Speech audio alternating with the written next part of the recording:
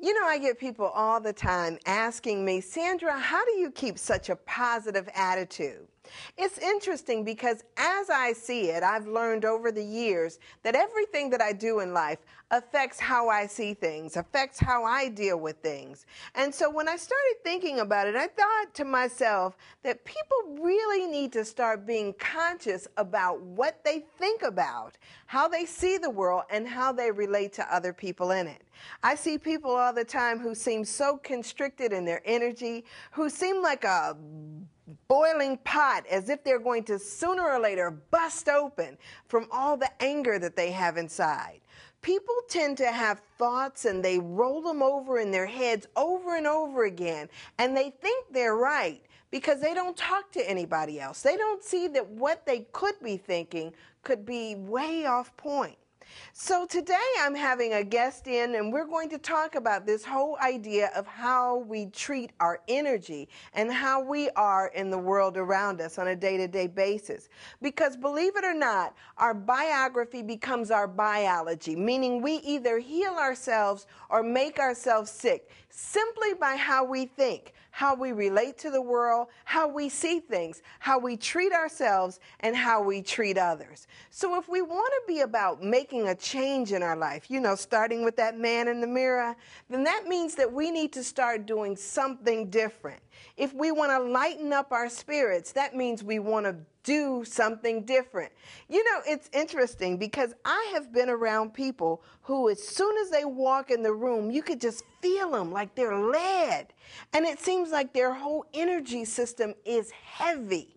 And that makes other people around them heavy. You see people who are depressed and that energy just kind of floats around them like that little Linus character on what is that, Charlie Brown. So today we're going to talk about all those things on how you can lighten it up, lift it up, and live in this place called love and happiness.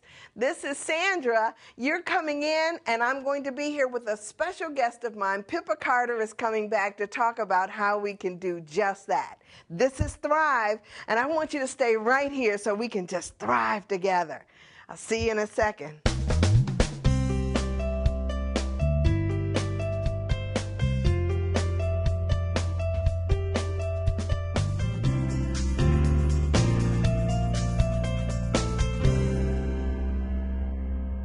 Welcome to this edition of Thrive. I'm your host, Sandra Bishop, and I am so excited to be here because today I am here once again with Pippa Carter. Hello, Pippa. Hi, Sandra. How are you? I'm good. How are you? I'm wonderful. I appreciate you coming back on the show again. You know, we enjoyed you so much the last time. Pippa is going to be like one of my regular folks that comes back from time to time just to share some of the information that you hear right here on Thrive. So we could talk about how to improve your life and make it really thrive.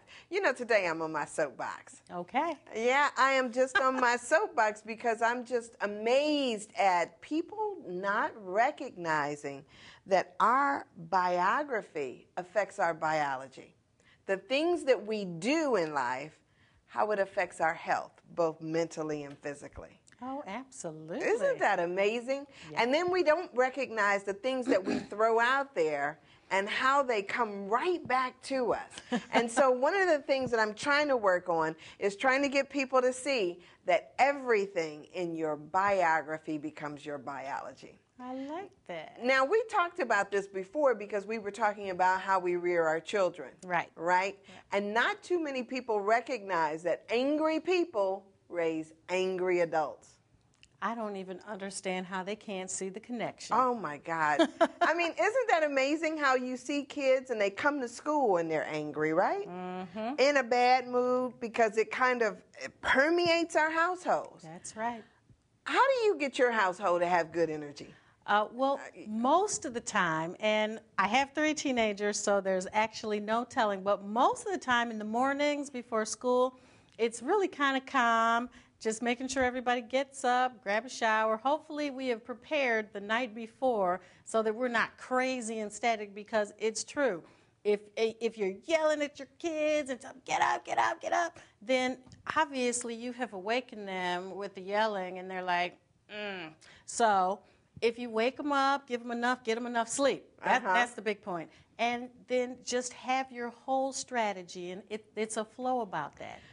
Now, it's amazing because some people get into color therapy and thinking that it works for us when we get into color therapy. Some people talk about music therapy. Some people talk about meditation, colors in your house and your walls, even the colors of your food on your plate. I mean, all of this stuff, they say, affects our moods. But I don't think people give enough credit to really our systems and how we operate. Do you ever find rushed people on the highway? You see them. Yeah. They're yelling. They've got road rage. Oh, my God. And it's amazing to me how you can exist in a world that's just fully frantic. And part of the road rage, because you're mad because you're late, because you didn't get where you needed to go, because you didn't start on early enough. If you had started early enough, you can take your time. Look, even in Cleveland, there is a little bit of rush hour, or there's the slowing, or somebody doesn't know how to drive in the first snow, or whatever it is. You're always going to have something, but if you leave in enough time, then even those little bumps, that 5 minutes, 8 minutes, is not going to matter to you. However, and I do it sometimes too. It's like, okay, I tried to get those extra Z's in because maybe I went out the night before and I know I have to be across town by, 7:45. But then I'm late and I'm totally out of balance because I'm trying to do it fast. Traffic is still the same slow traffic no matter what time. If I leave at 7:15 or 7:30, it's still going to be the same slow traffic. Right. And how I choose to deal with that, leave early enough, or if I want to wait till the last minute, then it's road rage and it's on. Oh, my God. And then you take that into the classroom. Well, oh, my gosh. This last year, I had a first period free, so I just took it and took my time, had a cup of coffee, and got myself together and ready for my students. But if I have first period class, I feel bad for them. Now, here's the other thing. I always tell people that what we think about other people says as much about us as it does about them. Do you ever get amazed at the how would I say, the vermin, the hatred that people put out for other people? Are you ever amazed at that? It's crazy sometimes because we take a look at somebody and, we're at the grocery store, out on the street, wherever, we form a mental picture.